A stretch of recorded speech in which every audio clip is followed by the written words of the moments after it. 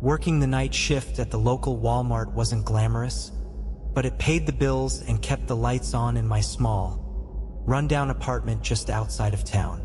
The shift was usually quiet, few customers and fewer distractions, which gave me plenty of time to zone out, restocking shelves or mindlessly scanning items at the register. It was just past midnight on a Tuesday, one of those dead nights where the store felt more like a cavernous tomb than a place of commerce. The fluorescent lights overhead buzzed incessantly, and the air conditioning hummed, creating a droning backdrop to my thoughts. The stillness was almost soothing in a way, until I noticed him. He wasn't there when I started my shift. At least, I didn't think he was. But somewhere around 12:30, while I was restocking cereal boxes in aisle 7, I felt a presence. The kind of feeling you get when someone is watching you. That prickle on the back of your neck that sends shivers down your spine. I turned, and there he was, just a few aisles over, half hidden behind a display of toilet paper. The man was tall, lanky, with a shock of greasy, black hair that hung limp over his forehead. He wore a dark jacket, too heavy for the warm weather, and his eyes, there was something off about his eyes. They were wide, unblinking, and fixed directly on me. I forced a polite smile, trying to shake off the unease. "Can I help you with something, sir?" He didn't respond. He just kept staring, as if he were studying me, or maybe trying to figure out if I was real. After a long, uncomfortable pause, he finally turned away, slowly, and disappeared down another aisle. I exhaled, realizing I'd been holding my breath. "It's just a customer," I told myself. No need to freak out. But as the night wore on, I couldn't shake the feeling of his eyes on me. The next time I saw him, I was at the front, manning the register. It was close to 1 a.m., and the store was even emptier now.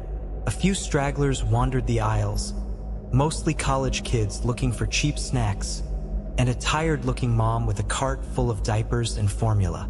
And then there was the man, hovering near the entrance, not quite inside, but not outside either. Just standing there, half-shadowed, watching me again. I pretended to be busy, scanning the same pack of gum over and over, my eyes darting up to the security camera above me. Maybe he's waiting for someone, I rationalized. Maybe he's just lost. But deep down, I didn't believe that. Something about him was wrong, and it made my skin crawl. When he finally entered the store, he didn't head for the aisles. Instead, he lingered near the registers, slowly pacing back and forth, his gaze never leaving me. I couldn't take it anymore. "Hey, you!" I called out, my voice steadier than I felt. "Do you need something, or—" Again, no answer. He just smiled, a slow, creeping grin that made my stomach turn, and kept pacing. That was it. I grabbed the phone from under the counter, ready to call the manager who was in the back office. But before I could dial, the man abruptly turned and walked out, vanishing into the dark parking lot. I stood there, phone in hand, heart racing. I told myself it was over, that he was gone. But something about the whole encounter left me on edge. The rest of my shift dragged on, each minute feeling like an hour, and even though I didn't see him again that night, I couldn't shake the feeling that he was still out there, somewhere watching. By the time my shift ended at 6 a.m., I was exhausted, both physically and mentally. As I stepped out into the pale morning light, I scanned the parking lot, half expecting to see him lurking in the shadows. But there was nothing, just the empty lot and the quiet of dawn. I drove home, trying to forget the way his eyes had bored into me. But even as I crawled into bed, pulling the covers up tight around me, I couldn't shake the feeling that this wasn't over. Not by a long shot. And as I finally drifted off to sleep, I dreamed of those eyes, cold, dark, and unblinking, watching me from the shadows. When I woke up later that afternoon, the dream still lingered in my mind like a shadow I couldn't shake. The man's face, his unnerving grin, and those piercing eyes followed me through every corner of my apartment. I tried to push the memory away as I got ready for my next shift, but it clung to me, whispering in the back of my mind. The drive to work felt longer than usual. The late summer sun was setting, casting long, eerie shadows across the road. Every dark corner, every alley, seemed to hide something unseen, something watching. I kept glancing in my rearview mirror, half expecting to see that same lanky figure following me, but the road behind me remained empty. When I pulled into the Walmart parking lot, a strange sense of dread settled in my chest. The lot was mostly deserted, just a few scattered cars here and there. As I made my way to the entrance, I scanned the area, searching for any sign of him. But everything seemed normal, too normal. Inside, the store was just as I had left it the night before. The fluorescent lights buzzed overhead, and the cool air conditioning sent a chill down my spine. The usual night crew was already busy, some stocking shelves, others manning the electronics section. My manager, Ted, a burly man with a thick mustache and a booming voice, was at the back office, hunched over paperwork. I clocked in and headed to my post at the register, trying to convince myself that last night had been nothing more than a strange encounter with an odd customer. But as the minutes ticked by, that uneasy feeling only grew stronger. Around midnight, the store began to empty out, as it usually did. The college kids and late-night snackers left, replaced by the occasional insomniac or the lone shopper grabbing a few last-minute items. The atmosphere in the store changed. Something about the silence and the vast, empty aisles felt off, like the store itself was holding its breath. I was restocking the shelves near the pharmacy when I saw him again. At first, it was just a glimpse, a flash of movement in the corner of my eye. I turned quickly, my heart leaping into my throat, but there was nothing there, just the rows of cold medicine and vitamins. I forced myself to breathe, chalking it up to my nerves. But then, as I turned back to the shelf, I saw him. He was standing at the end of the aisle, half shrouded in the shadows, his tall figure almost blending in with the dark shelves. The same greasy hair, the same heavy jacket, and those eyes, those unblinking eyes, locked onto me like a predator stalking its prey. I froze. My hands trembled as I tried to think of what to do. Should I call for help? Confront him? My voice caught in my throat, and before I could make a decision, he started to move. Slow, deliberate steps that sent a wave of terror crashing over me. I couldn't tear my eyes away as he approached, his expression unreadable yet sinister. Just as he was about to reach me, I snapped out of my paralysis and backed away, bumping into a display of bandages that crashed to the floor. The noise echoed through the store, and for a split second, I thought it would scare him off. But instead, he stopped, his grin widening as he tilted his head, as if amused by my fear. "Why are you following me?" I finally managed to choke out, my voice shaky. He didn't answer. Instead, he just stood there, watching me with that unsettling smile. The silence stretched on, thick and suffocating, until I couldn't take it anymore. I turned and bolted down the aisle, not caring where I was going, just needing to get away.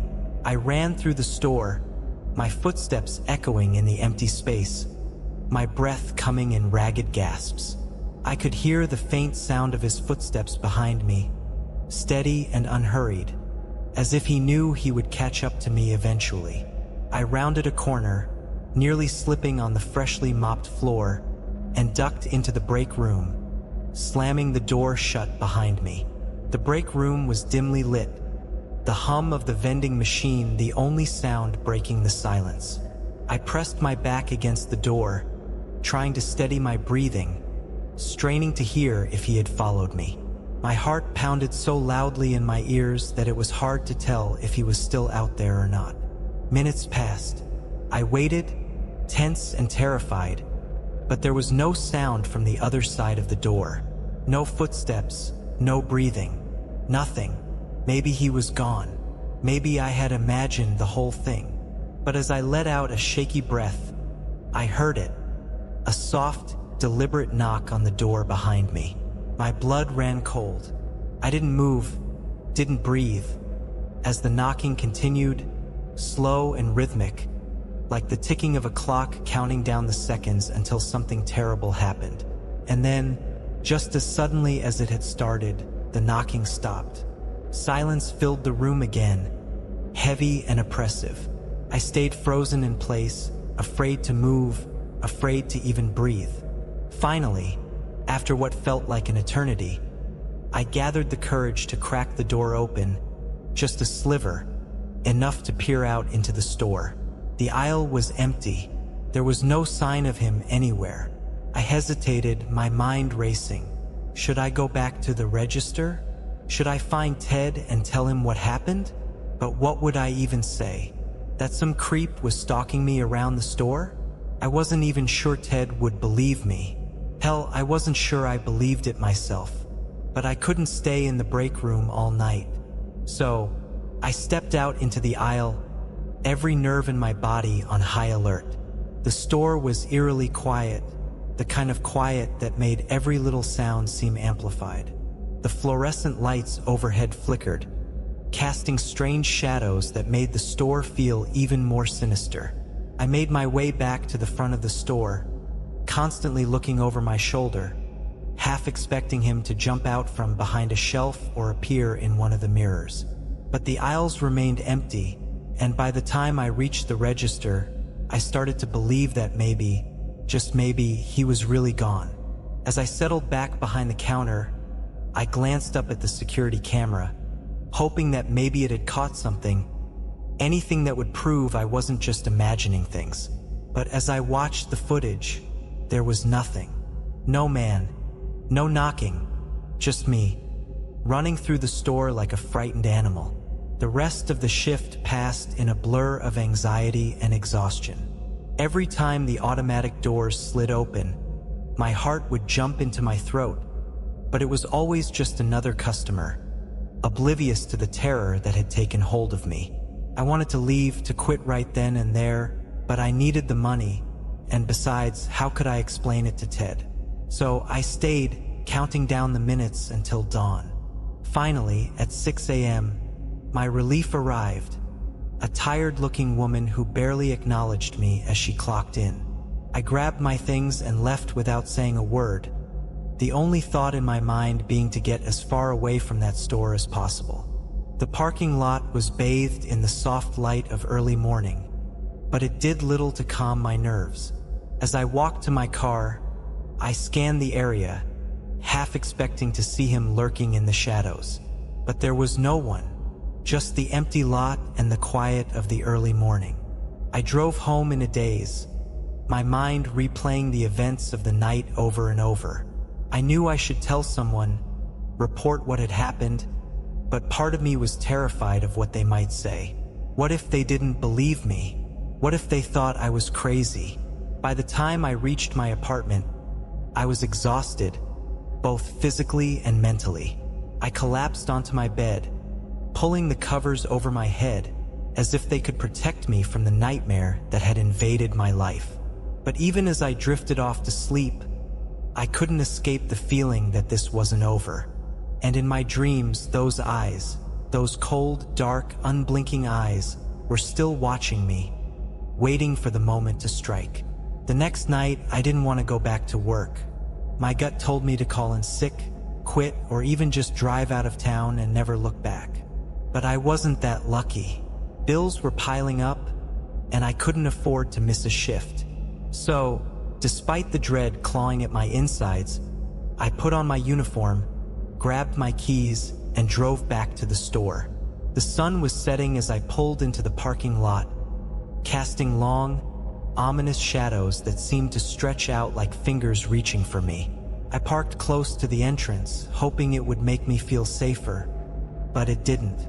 The store loomed in front of me, a silent, foreboding monolith in the growing darkness. Inside, everything was the same as always. The cold air, the hum of the lights, the sterile smell of the cleaning products. But tonight, everything felt different, more threatening, more alive. Ted wasn't in the office when I clocked in. I asked around, but the other employees said he'd left early, feeling under the weather. Couldn't blame him. If I had the choice, I'd be anywhere but here. The first couple of hours passed uneventfully, but the tension in my chest refused to ease. I kept glancing over my shoulder, expecting to see him, the man from the night before, standing there with that twisted grin, but each time, there was nothing. Just empty aisles and silent shelves. I was halfway through my shift, counting down the minutes until I could leave, when the power went out. The store plunged into darkness, the sudden silence almost deafening after the constant hum of the lights and the faint murmur of the air conditioning.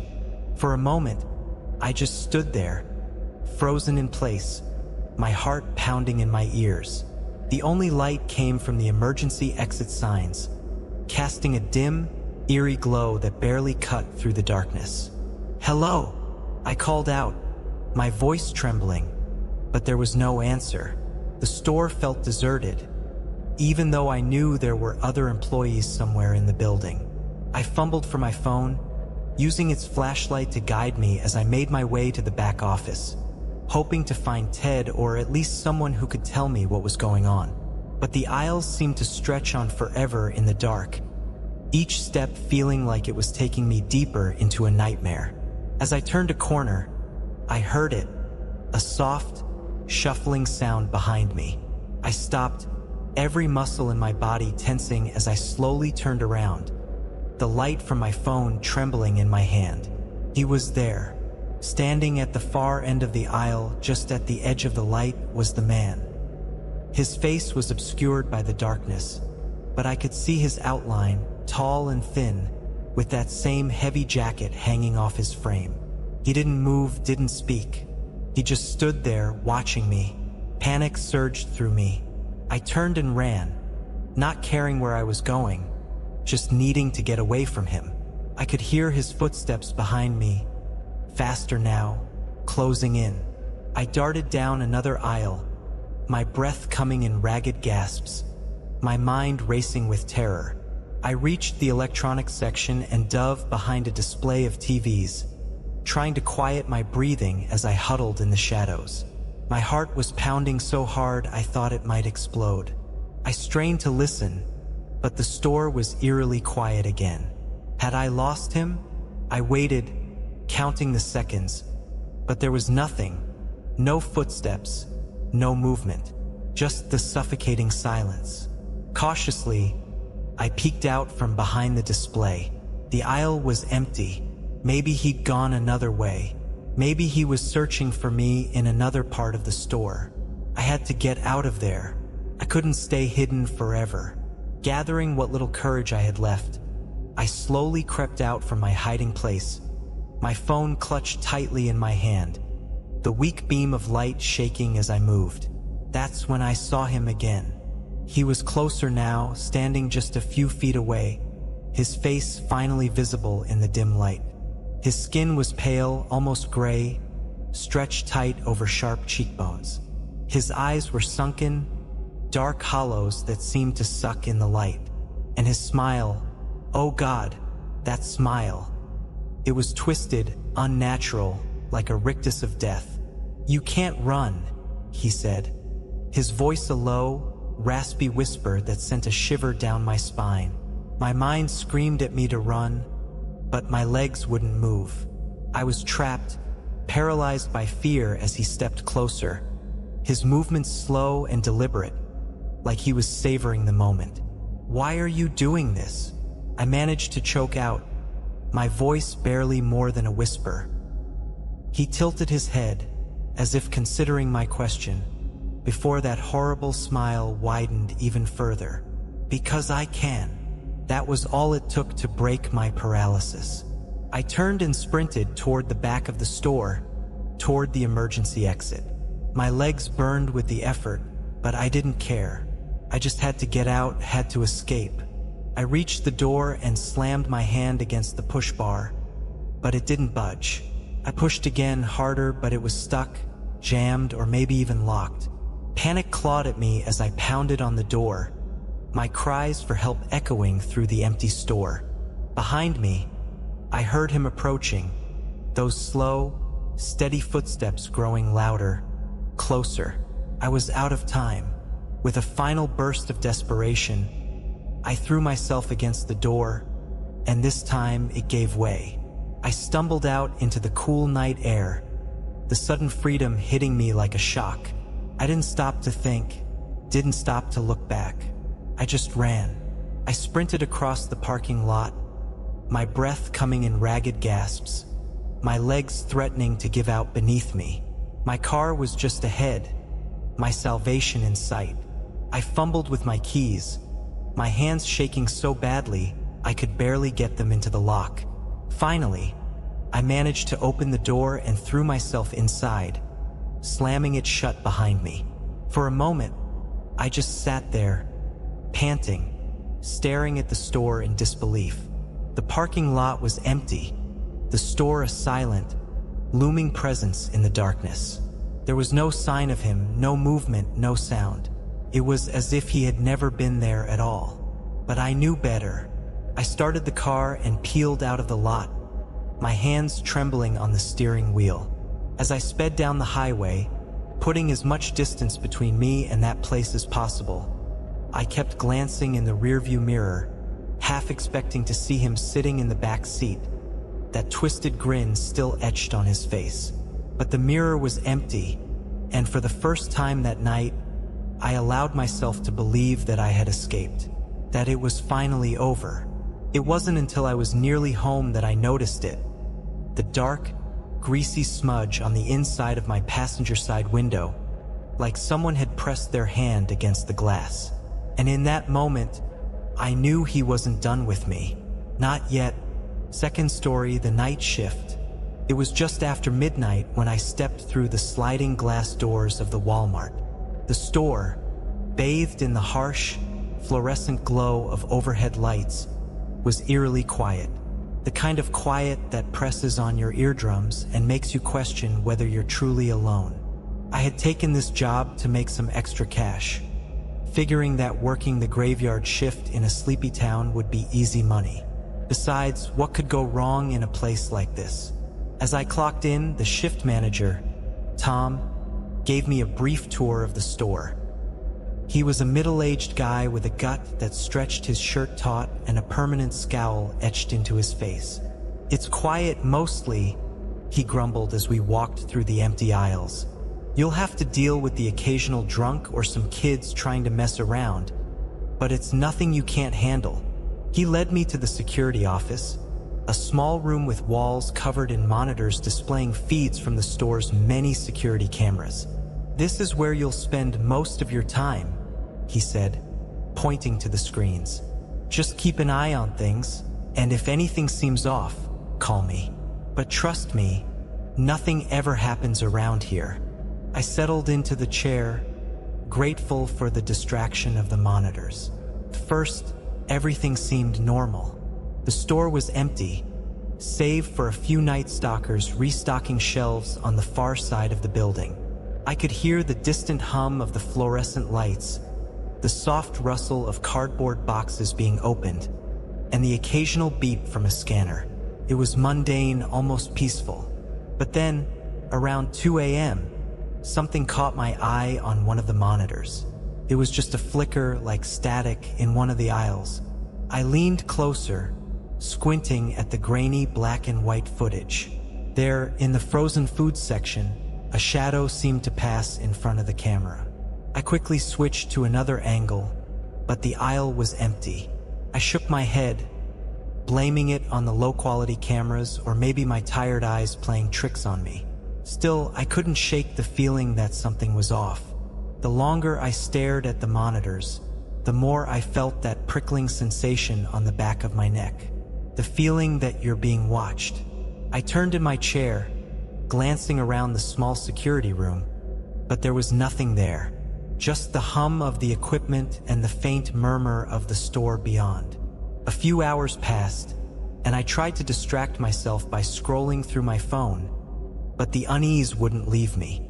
Around 3 a.m., I noticed it again. This time it was clearer. A figure, barely more than a shadow, flitted across one of the screens.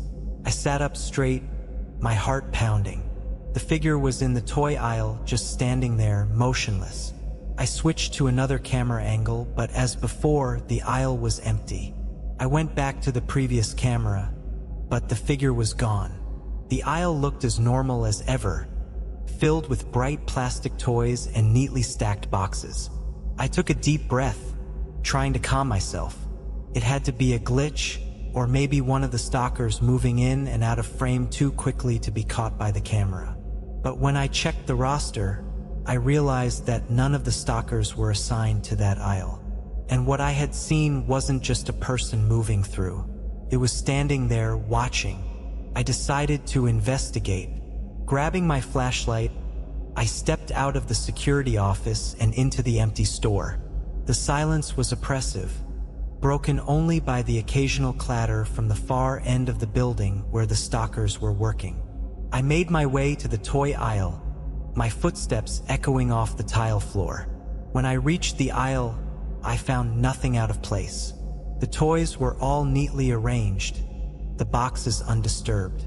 But the air felt thick, heavy with a strange, almost metallic scent that made my stomach churn. I stood there for a moment, listening. The silence was deeper here, almost suffocating.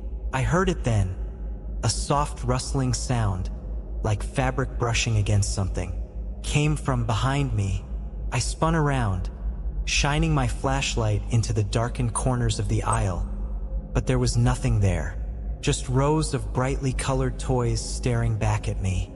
Trying to shake off the creeping dread, I turned to leave the aisle, but as I did, I heard another sound, a faint, barely audible whisper that seemed to come from the end of the aisle. I froze, straining to hear. The whispering grew louder, more insistent, but I couldn't make out the words. My flashlight flickered, casting the aisle into brief darkness before it steadied again. That's when I saw it, just for a split second, at the far end of the aisle.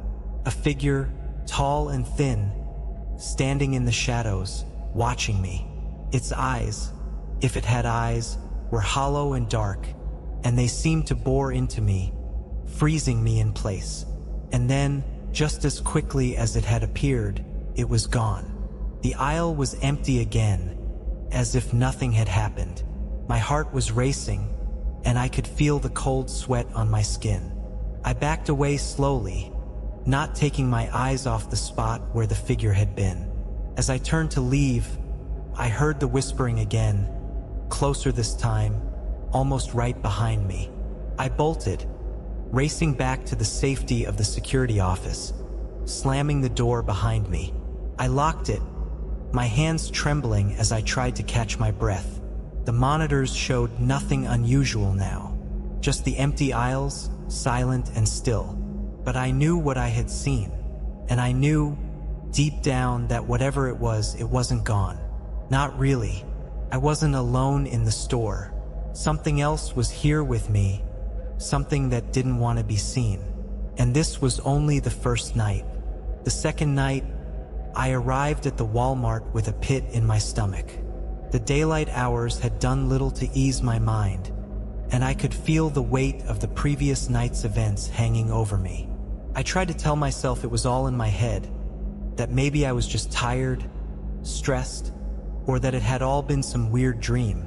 But as I clocked in and walked toward the security office, the sense of dread only deepened. Tom was there again, though he barely acknowledged me as I passed him.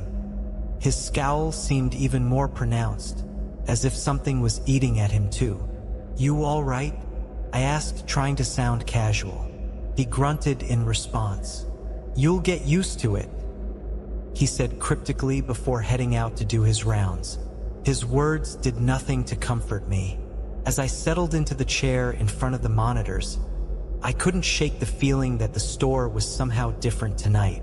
The lights seemed dimmer, the aisles longer, more cavernous. The shadows felt thicker, more substantial, as if they were hiding something just out of sight. I spent the first couple of hours in nervous anticipation, my eyes glued to the screens. Every flicker of movement, every shift in the shadows made my heart skip a beat. But nothing happened. The store was quiet, almost unnervingly so. The stalkers worked silently, their faces drawn and tired. Even the usual hum of the fluorescent lights seemed muted, as if the store itself was holding its breath. It wasn't until around 2:30 a.m. that the strange occurrences began again. It started with the sound of footsteps, not the steady rhythm of the stalkers moving about their tasks, but a slow, deliberate tread, heavy as if someone or something was dragging its feet. The sound echoed through the aisles, growing louder, closer, before abruptly stopping. I scanned the monitors, trying to locate the source, but every aisle was empty. Then the static returned. This time, it wasn't just a flicker on the screens. It was a full-blown distortion, like something was interfering with the cameras.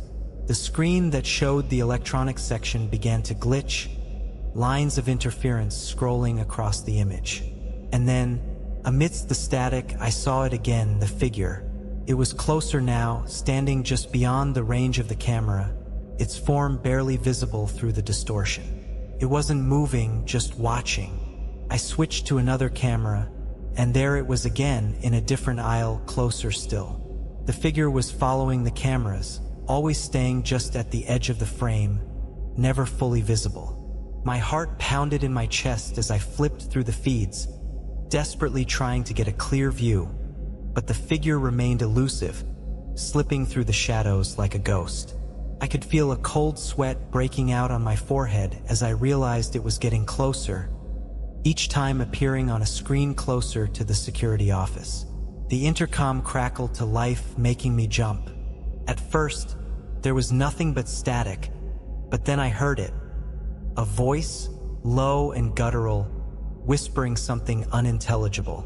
It was the same voice I had heard the night before, but now it was clearer, more insistent.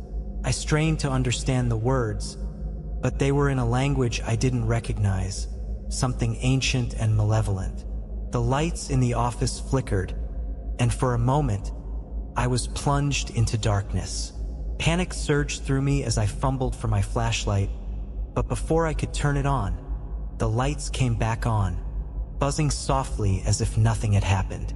I was about to reach for my phone, to call Tom or even the police, when I heard something behind me, a soft creak, like a door slowly opening. I turned, the hair on the back of my neck standing on end.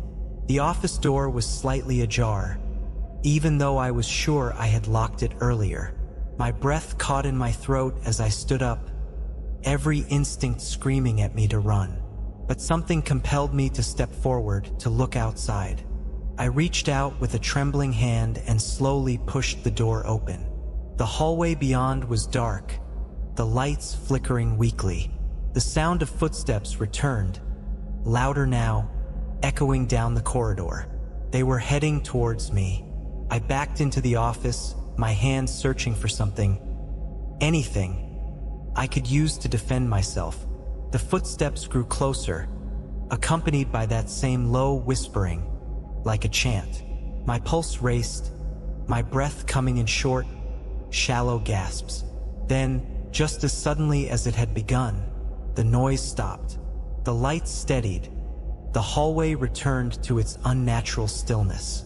But I knew whatever was out there was waiting, just beyond the edge of the light. I slammed the door shut and locked it, my hands shaking uncontrollably. I backed away, my eyes fixed on the door, half expecting it to burst open at any moment. But it didn't. Instead, the monitors began to flicker again, each screen showing the same thing. Darkness, as if the cameras were pointed into a void. And then, one by one, they switched off, leaving me in total silence, the only light coming from the faint glow of the emergency exit sign above the door. I was trapped. Whatever was in the store with me had cut me off from the outside world, leaving me alone in the dark. But I wasn't alone. I could feel it now, that presence, pressing in from all sides, suffocating me with its malice.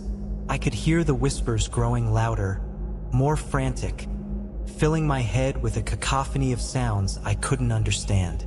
And then, in the silence, I heard it, the faint sound of breathing. Not mine, but something else. Something in the room with me. I turned slowly, flashlight in hand, the beam cutting through the darkness. And there, in the corner of the room, I saw it.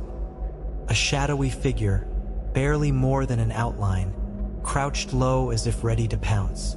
Its eyes dark, hollow pits, locked onto mine, and I felt a wave of cold wash over me, freezing me in place. And then, before I could react, the lights went out completely, plunging the room into total darkness. I was paralyzed in the darkness, every nerve in my body screaming at me to run, but I couldn't move. The only sound was the rapid thudding of my own heartbeat echoing in my ears. The figure in the corner, the shadow that had been stalking me, was so close now that I could feel the cold radiating from it, a chill that seeped into my bones. The flashlight in my hand flickered weakly, the beam barely cutting through the oppressive darkness. With a trembling hand, I lifted it, pointing the weak light toward the corner where the figure had been. But it was gone. The room was empty, save for the flickering monitors and the sound of my ragged breathing. My mind raced, trying to make sense of what was happening. Was I losing my grip on reality? Was this some kind of hallucination brought on by exhaustion and fear? But deep down, I knew it was real. I knew that whatever was haunting this store was no figment of my imagination. I needed to get out now. I fumbled for my phone, but when I pulled it from my pocket, the screen was dead, refusing to turn on no matter how many times I pressed the power button. Panic surged through me, but I forced myself to stay calm. I couldn't afford to lose my head now. I tried the door, but it wouldn't budge.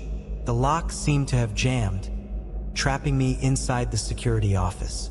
Desperation clawed at me as I banged on the door, hoping someone, anyone, might hear me.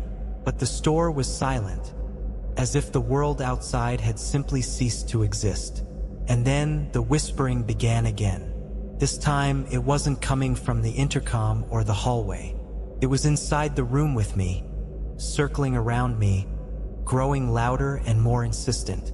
I spun around, trying to locate the source, but the shadows seemed to dance just beyond the reach of my flashlight. The monitors flickered to life again, one by one, each screen showing a different part of the store. The aisles were empty, but as I watched, the cameras began to glitch, distorting the images. The shadows on the screens seemed to move, twisting and writhing as if they were alive. And then, in the electronics aisle, I saw it, the figure standing in front of a wall of blank TV screens, its head tilted as if it were listening to something. But it wasn't the figure that terrified me. It was the reflection on the TVs behind it. There, on the screen, I saw myself, standing in the security office, flashlight in hand, with the figure right behind me. I spun around, raising the flashlight, but it was too late. The shadow was already upon me, cold hands closing around my neck, cutting off my scream before it could escape. The grip was icy, like a vice tightening around my throat, and I felt the world start to go dark as my vision blurred. But then, in a moment of sheer desperation, I swung the flashlight with all my strength, connecting with something solid. There was a sickening crunch, and the grip loosened just enough for me to gasp for air. I stumbled back, struggling to breathe, and turned the light back toward the corner. The figure was still there, but it had changed.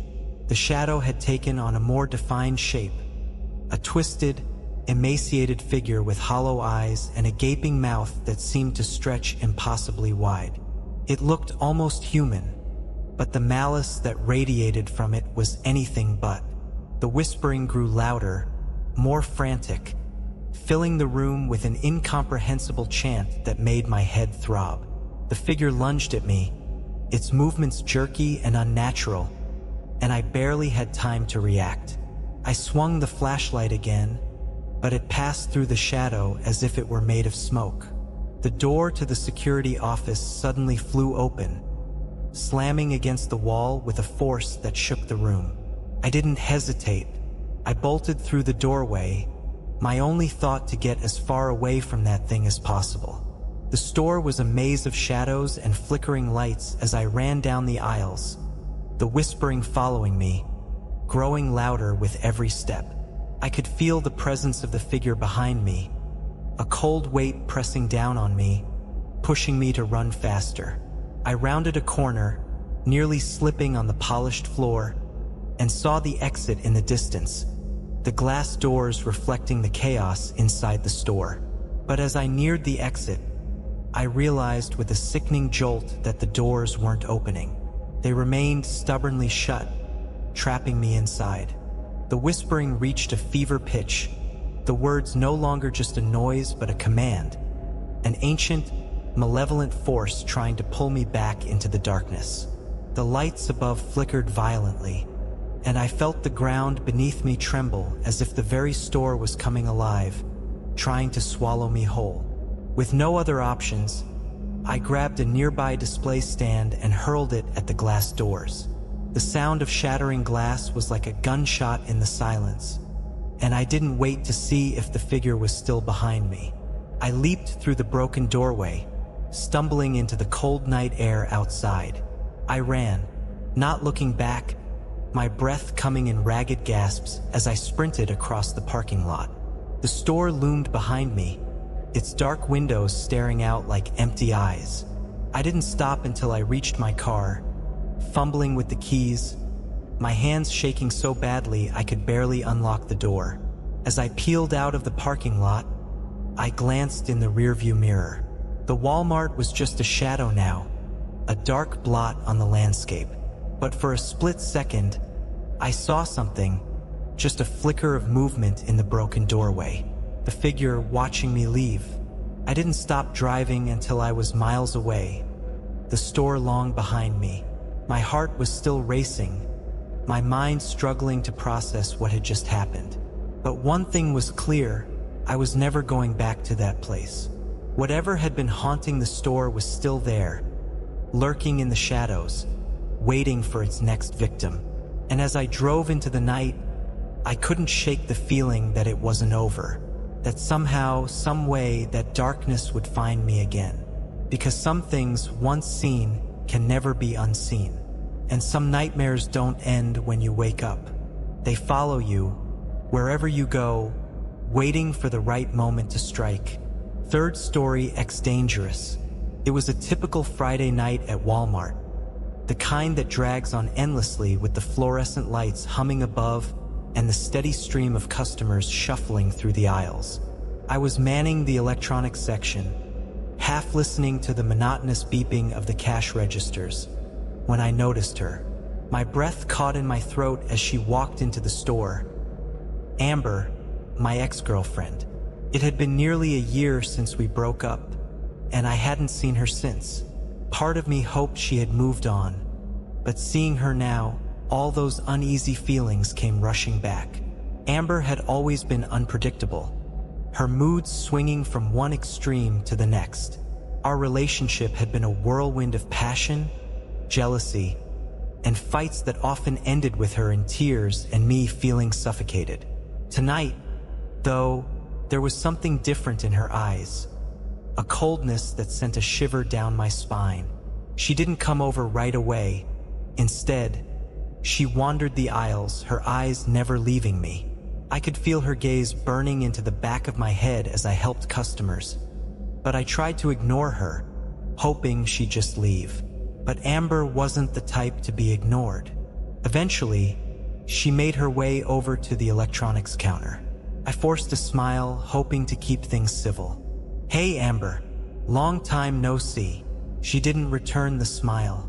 "Yeah, long time," she replied, her voice flat, almost emotionless. There was an awkward silence between us, broken only by the soft murmur of a customer asking where they could find the latest video game. I pointed them in the right direction, trying to focus on anything but Amber. "You never called," she said suddenly, her voice sharper now. "Not even once." I sighed, running a hand through my hair. "Amber, we both agreed it was better this way. You know that." "Better for who, Jason?" she snapped, her eyes narrowing. "You left me like I meant nothing." "That's not true," I began, but she cut me off. "Don't lie to me." Her voice rose, drawing the attention of a few nearby shoppers. I glanced around nervously, trying to calm her down. "Look, Amber, this isn't the place. Can we talk about this later?" Her expression darkened. "Later? Sure, we'll talk later." Before I could respond, she turned on her heel and stormed out of the store, leaving me standing there, my heart pounding in my chest. Something about the way she said later sent a chill through me, but I tried to shake it off. Amber was always dramatic, it was probably nothing. But as the night wore on, I couldn't get her out of my mind.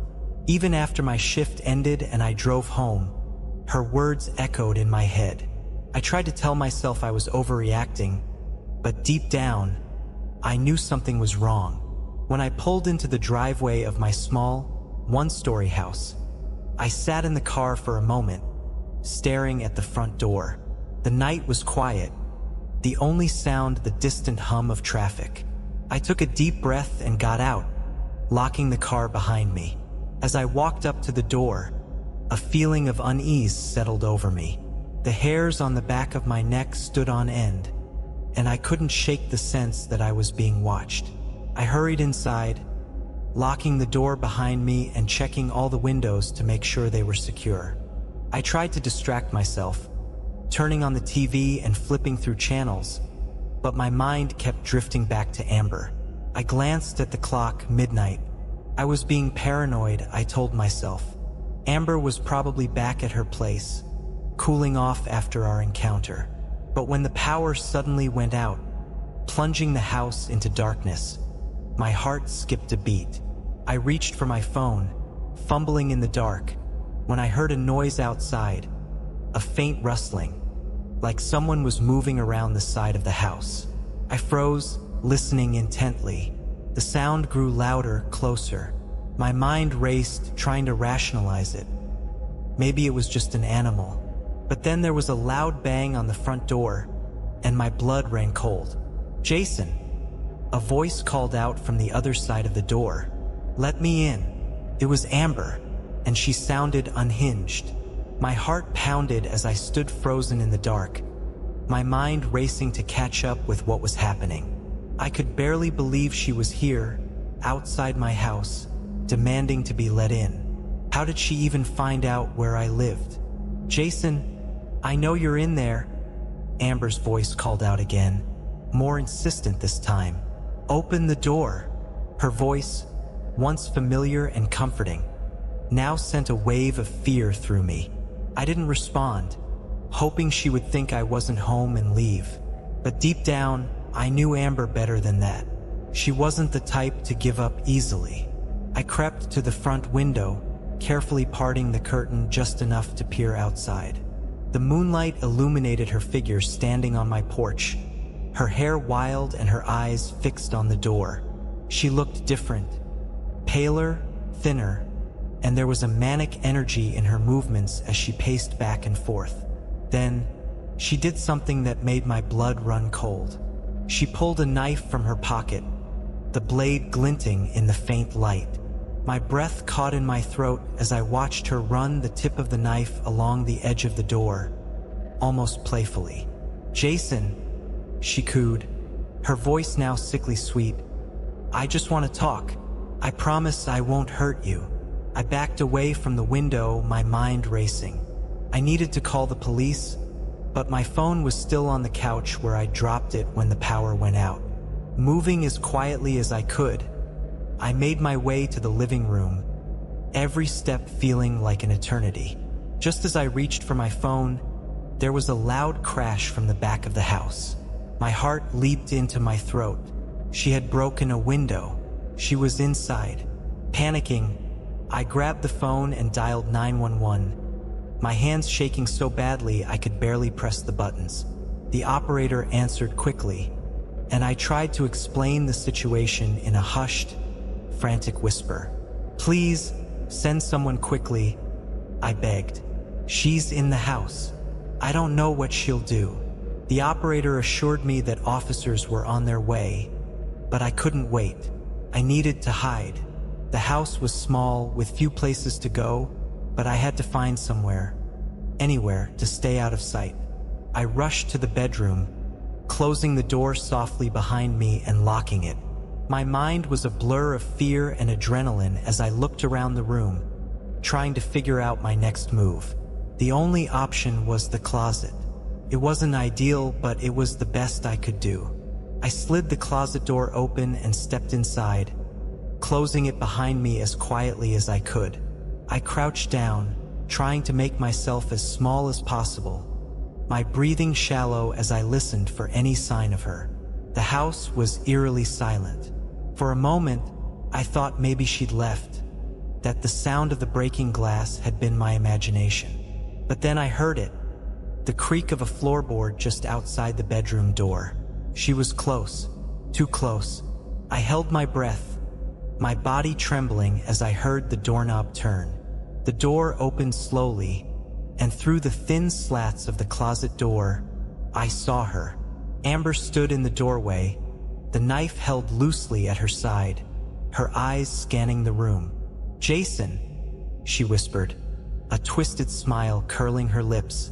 Come out, wherever you are." She took a few steps into the room, her eyes darting around, searching.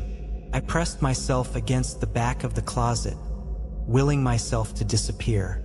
But then, she stopped, her head tilting slightly as if she sensed something. I could see her eyes narrowing, and for a terrifying moment, I thought she was going to open the closet door.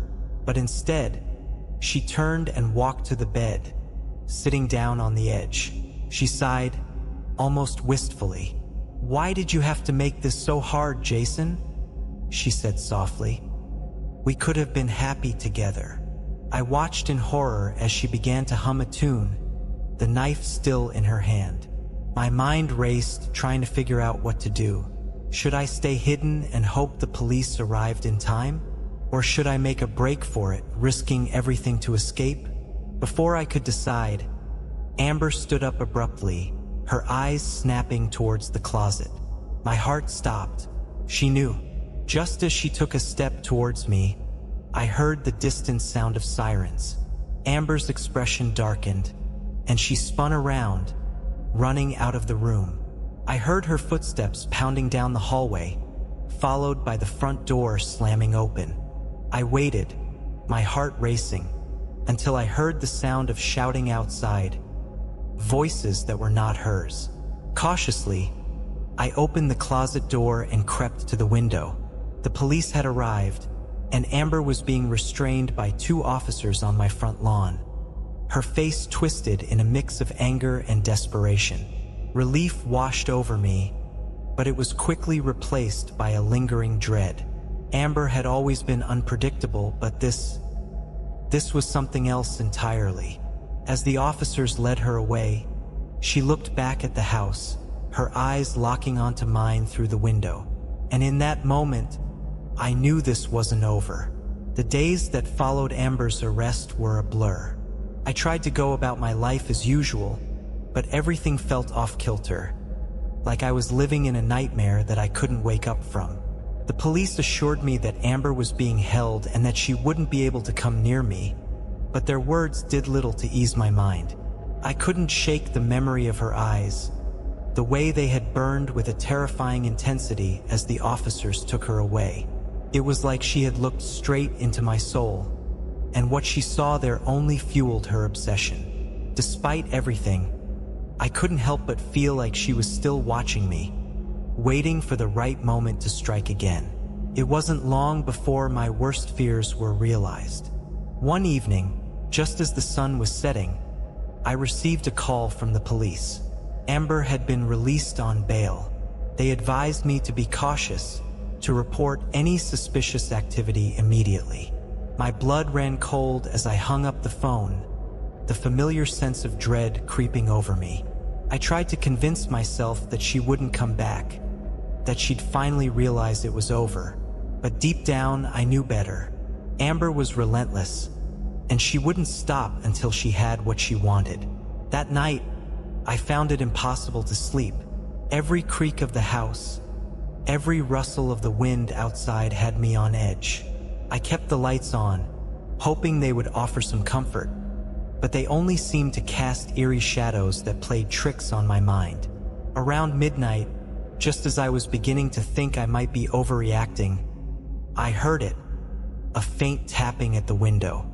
My heart leaped into my throat as I sat up in bed, straining to listen.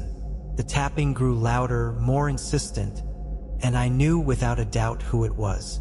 I forced myself to get up, my hands trembling as I grabbed my phone.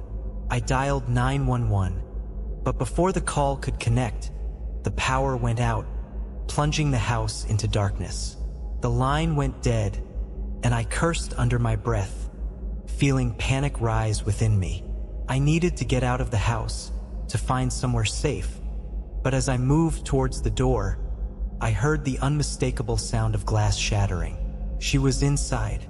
I froze, my mind racing as I tried to figure out what to do. The house was small, and there was no way I could make it to the front door without running into her. My only option was to hide, but there was no guarantee she wouldn't find me. I made my way to the kitchen, moving as quietly as possible, my heart pounding in my chest. The knife block caught my eye, and I grabbed the largest one, my hand shaking as I gripped the handle. I didn't want to hurt her, but I knew I might have no choice. The sound of her footsteps echoed through the house, drawing closer. I pressed myself against the wall, trying to steady my breathing, my eyes darting around the room for any possible escape route. But there was none. I was trapped. Then, she appeared in the doorway, her face illuminated by the dim light filtering through the window. Her eyes were wild, a twisted smile playing on her lips as she spotted me. "Jason," she purred, her voice laced with a chilling sweetness. "I told you we'd talk later." She took a step towards me, the knife in her hand glinting menacingly. I held up my own knife, trying to keep the fear out of my voice. "Amber, you need to stop. This isn't going to end well." Her smile faltered for a moment, a flicker of something almost like regret crossing her face. But then it was gone, replaced by the same cold determination that had driven her to this point. "I can't stop," she whispered, her voice trembling with emotion. "I can't let you go, Jason. I need you." With that, she lunged at me, the knife aimed straight at my chest. I barely had time to react, instinctively bringing my own knife up to block the blow. The force of the impact knocked me off balance, and we both tumbled to the floor, struggling for control. I could feel the sharp edge of her blade grazing my skin as we grappled, our breaths coming in ragged gasps. She was stronger than I remembered, fueled by a manic desperation that terrified me. I fought back with everything I had, but she was relentless, her eyes blazing with an intensity that sent chills down my spine. In the chaos of our struggle, I managed to twist her arm, forcing her knife away from me. But she didn't give up. She let out a guttural scream, her free hand clawing at my face, her nails digging into my skin. I cried out in pain, my vision blurring as blood dripped down my cheek. For a moment, I thought I was going to lose. But then, in a last-ditch effort, I summoned every ounce of strength I had left and pushed her off me, sending her crashing into the kitchen counter. She hit the edge with a sickening thud and crumpled to the floor, the knife slipping from her grasp. I staggered to my feet, gasping for breath, my entire body trembling. Amber lay motionless on the floor, her eyes closed, her chest rising and falling shallowly. I wanted to feel relief, but all I felt was an overwhelming sense of dread. Before I could decide what to do next, the sound of sirens filled the air, growing louder as they approached the house.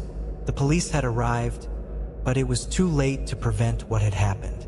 The officers burst through the door moments later, their flashlights sweeping over the scene. They found me standing there, covered in blood, the knife still clutched in my hand. I dropped it immediately, raising my hands in surrender, too exhausted to explain. They moved quickly, securing Amber and checking her condition. She was still alive, but barely. As they carried her out on a stretcher, she opened her eyes one last time and looked at me, her expression a mixture of longing and sorrow.